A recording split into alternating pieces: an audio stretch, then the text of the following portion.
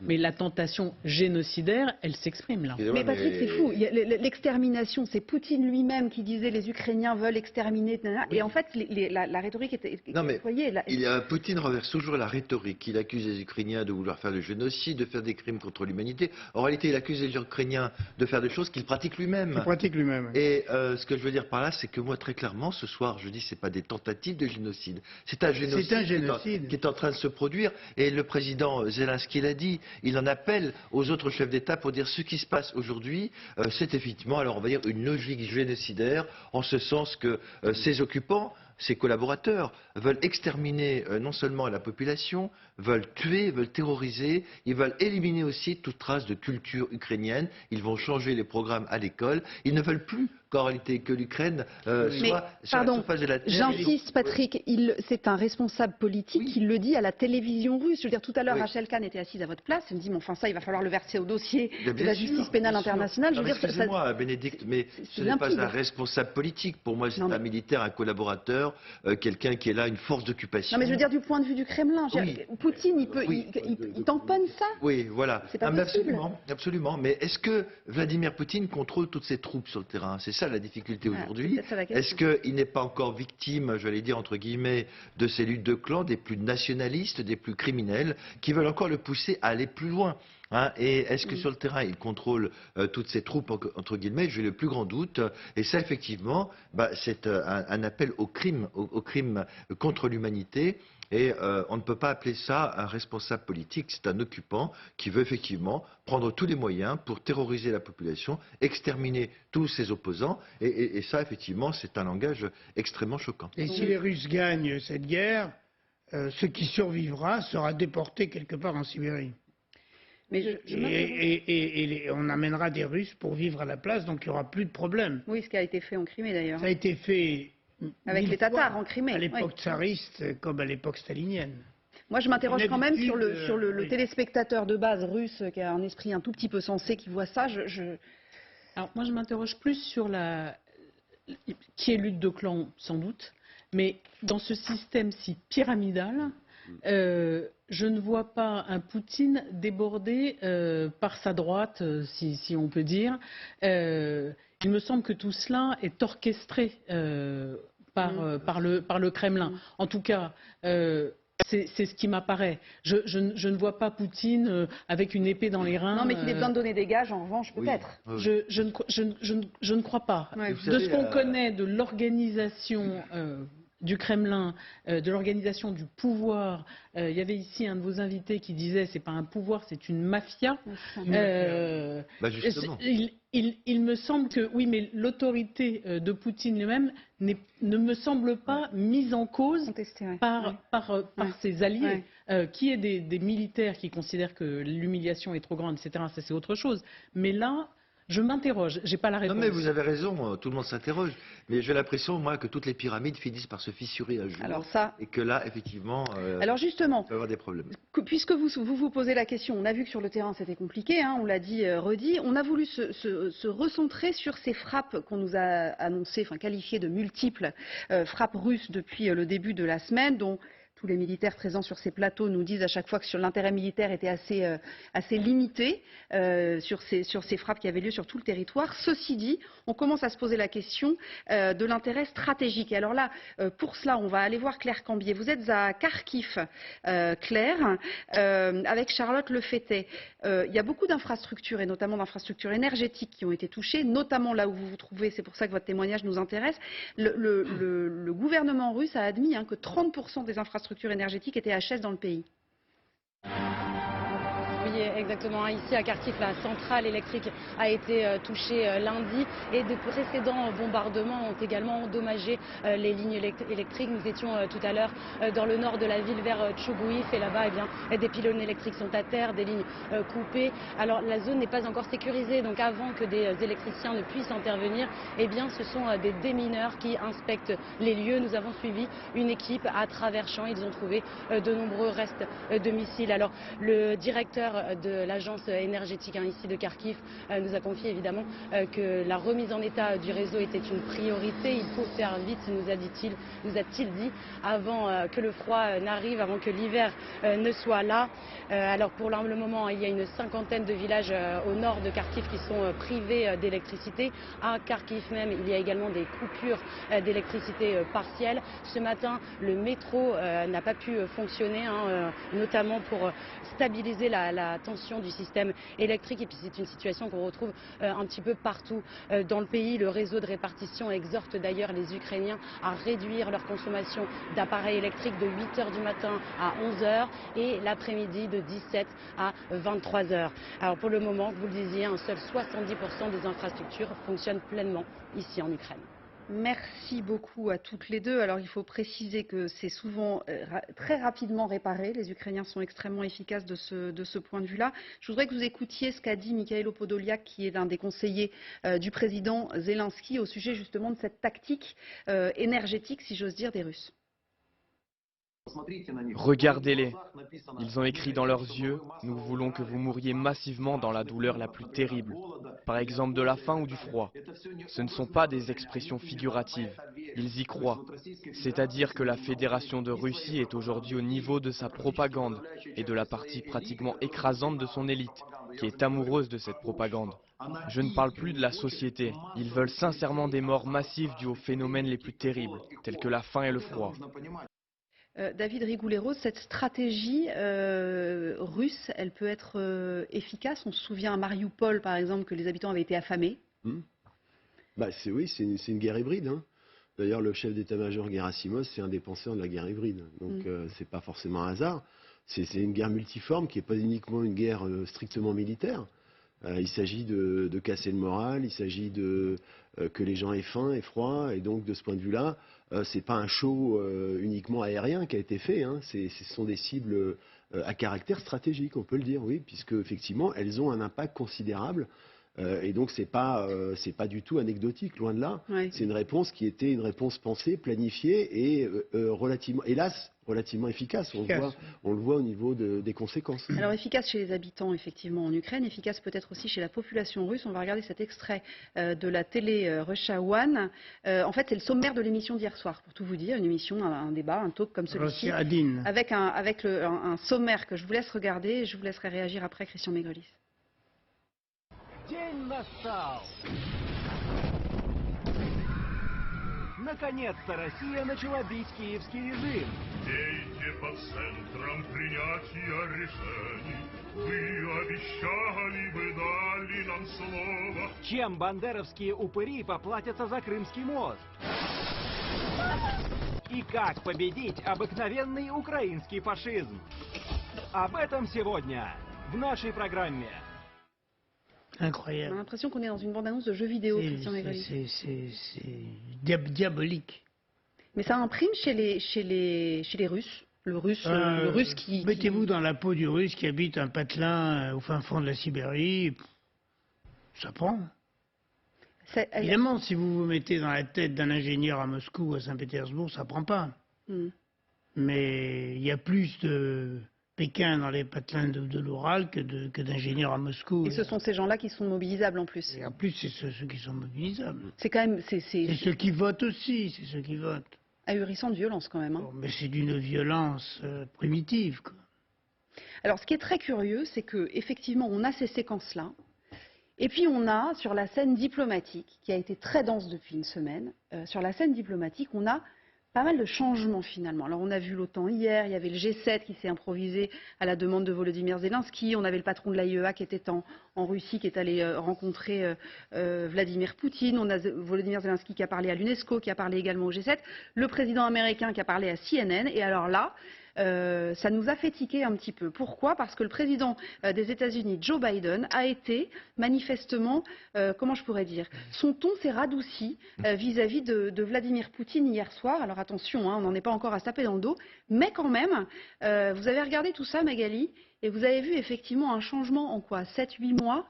Un changement vraiment assez impressionnant. Très impressionnant. On va juste regarder ce qu'il a dit hier au cours de la nuit, le président américain à CNN. Je pense que Vladimir Poutine est une personne rationnelle qui a clairement mal évalué la situation. Le changement de ton, vous avez raison, est assez spectaculaire parce que le président américain n'a pas toujours été aussi diplomate, disons. Remontons au mois de mars, 5 jours seulement après le début du conflit. Joe Biden, à l'époque, ne disait pas du tout que Vladimir Poutine était quelqu'un de rationnel. To all Americans, I'll be honest with you, as I always promised I would be. A Russian dictator invading a foreign country. Voilà, c'est un dictateur. 15 jours plus tard, il dit ceci. Oh, I think he is a war criminal. Ça fait beaucoup en quelques jours, un criminel de guerre et dictateur. C'est la première fois qu'un responsable américain parle ainsi. Quelques jours plus tard, il dit à la télévision que Vladimir Poutine est un tueur, ce à quoi le président russe avait répondu. C'est celui qu'il dit qu'il est. Oui. C'est véridique. Oui, on s'en souvient. Oui, le 26 mars, Joe Biden est en Pologne. Il se rend alors dans un camp de réfugiés ukrainiens. Et là, il lâche ce mot qui résonne encore aujourd'hui. You're dealing every day with Vladimir Putin. I mean, look at what he's done to these people. What does it make you think? He's a butcher. C'est un boucher. Il faut juste rappeler que le président américain venait de rencontrer des Ukrainiens qui revenaient tout juste de Kharkiv. Il était indigné, il le disait, il l'assumait et il va même plus loin le soir même lors de son discours à Varsovie. For God's sake, this man cannot remain in power. Bon, ça s'appelle une gaffe. Anthony Blinken et les ambassadeurs américains avaient ensuite sorti les rames pour pouvoir rectifier le tir et pour assurer qu'il n'y avait aucune stratégie américaine visant à renverser Vladimir Poutine. Sa porte-parole avait alors déclaré que Joe Biden avait l'habitude de parler avec son cœur. Et bien, il avait encore parlé avec son cœur au mois d'avril face à la découverte de plusieurs dizaines de civils tués à Boutcha. Il accusait alors les dirigeants russes de génocide. Il faut quand même savoir que là, finalement, on est dans la continuité de la politique de Biden qui, dès le début de son mandat, avait opté pour un ton très, très offensif vis-à-vis de la Russie. Alors, le 21 septembre, c'est l'Assemblée générale des Nations unies. Alors, il garde ce ton toujours très ferme, mais avec un ton peut-être un peu plus policé cette fois-ci. Russia has shamelessly violated the core tenets of the United Nations Charter. Putin claims he had to act because Russia was threatened. But no one threatened Russia. Et on va juste rappeler que les deux hommes ne s'apprécient pas particulièrement et ce n'est pas nouveau. Joe Biden avait lui-même raconté cette anecdote au New Yorker en 2011, alors qu'il était vice-président des États-Unis, que Vladimir Poutine était Premier ministre.